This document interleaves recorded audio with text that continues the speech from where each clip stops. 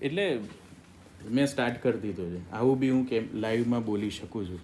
બરાબર છે. એટલે એટલું કેઝ્યુઅલ રાખીએ આપણે. યસ, હું તરંગભાઈ. હા, તમે થેન્ક યુ ફોર વિઝિટ. તમે કહ્યું કે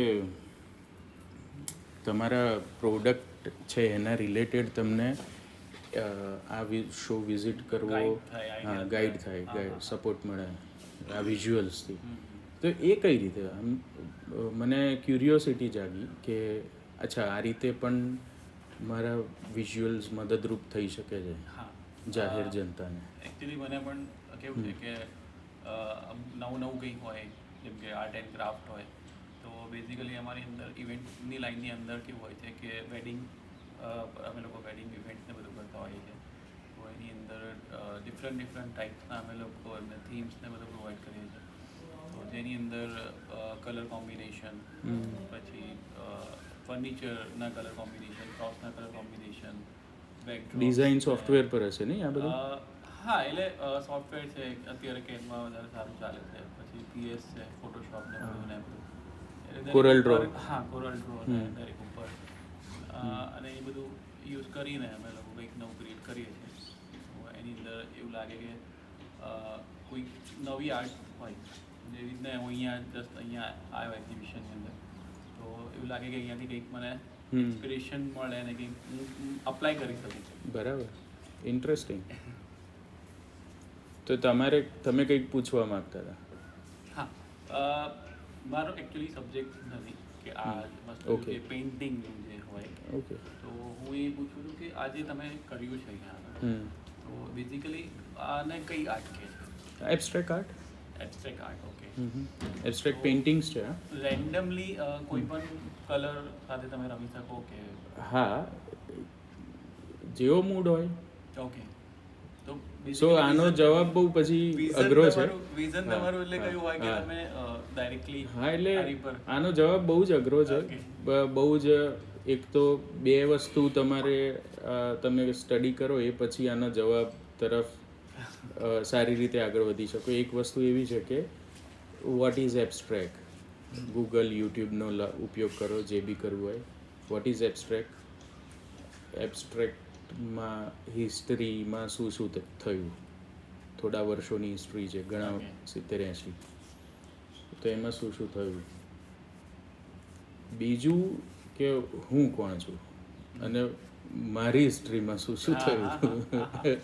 એટલે આ 2-3 વસ્તુને હું કેમ આ પકડી, શા કારણે પકડી, અને એવું છે. હજુ તો હું ભણ્યો બી નથી આર્ટ, કોમર્સ સ્ટુડન્ટ છું અને એવું બધું છે. એટલે બે વસ્તુ પરથી તમને થોડું ડિરેક્શન મળે, પણ વધારે શું છે abstract. There are so many different definitions available online. હા, એટલે એ છે. એટલે એકદમ રેન્ડમ તો નથી. કંઈક વિચારો હોય અને એની સાથે આગળ ચાલીએ છીએ. પણ એ પછી બધું ઊંડું ચર્ચા થશે પાછી બીજી અડધો કલાક, પોણો કલાક, કે પછી કદાચ એટલામાં બી સંતોષ ના થાય એ લેવલ પર આપણે આગળ વધીશું. પણ હા છે, ઘણીવાર એવું થાય કે હું વધારે એક્સપ્લેનેશન આપું, પણ ઘણીવાર એવું પણ થાય કે I want to share only a few, કે નો words, and then let the audience decide what is what. કોઈ પિક્ચર પર આપણે ચર્ચા કરી કે ભાઈ તમે આ કંઈ બનાવ્યું છે, એ બી એટલું જ ઊંડું છે પાછું. એવું છે, પણ જેમ કે સમજો કે આ બધા ડિપ્ટિક વર્ક્સ છે. ઓકે, લઈ લો, ફોન લેવો હોય તો. ના, એ રેકોર્ડ નહીં કરું એવું હોય તો.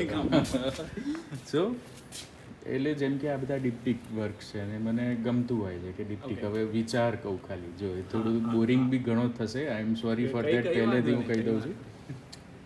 સે ડિપ્ટિક્સ મને, હા તમે પકડી લો. એટલે ડિપ્ટિક્સ મને એટલે શો કરવા ગમતા હોય છે કે ક્રિએટ કરવા ગમતા હોય છે કે બેનું કમ્પેરિઝન બહુ ઇન્ટરેસ્ટિંગ બને છે. એટલે પછી એવું છે કે આપણે સવારથી રાત આખી જિંદગી કમ્પેરિઝનમાં વસ્તુઓની અને લોકોની કમ્પેરિઝનમાં આપણે સ્પેન્ડ કરીએ છીએ 100%. અને that is no harm in that it is very very obvious હા. કોઈ બી કરતું હોય અને બસ મારું એક જનરલ ઓબ્ઝર્વેશન છે એટલે મેં અહીંયા આ રીતે મને એ કમ્પેરિઝન પછી એવું છે કે મારી લાઈફ મારી ઉંમર છે 38 અને 35 પછી કે 34 પછી મેં આ સ્ટાર્ટ કર્યું હતું ઓકે. તો હાય તો એ પછીની અને એ પહેલાં હું કંઈક અલગ હતો મારું નામ અને અત્યારે હું તો આ તમારું એકલું પેશન જ છે, પ્રોફેશન હવે એ બધું અઘરા વિષયો છે પેલો શબ્દો છે પેશન શું છે ને આ શું છે ને ઈચ્છા છે ને કરીએ છીએ પેશન એટલે મન નથી એની એવું શું કહેવાય એ ખબર પડતી પણ ઈચ્છા છે ને કરું છું જૂનું ઘણા બધા અરે એ બી એવું જ છે અરે જુનૂન ને એ બધું તો ઈચ્છા છે કરું છું સોર્ટેડ નથી હું અહીંયા ઊભો છું તમને કદાચ લાગી જાય બે શબ્દો બોલી ગયો 2 વાક્યો પણ તમને લાગે કે હા જોરદાર છે પણ ભયંકર કન્ફ્યુઝન ચાલતું હોય દિમાગમાં 100%. એટલે સો એવું છે કે પછી મેં એ કહેતો હતો કે મારી life before 35 after 35 what I have been doing last 3-4 years and what I have plan to do for a little bit more future કે પછી ઘણું લાંબુ ફ્યુચર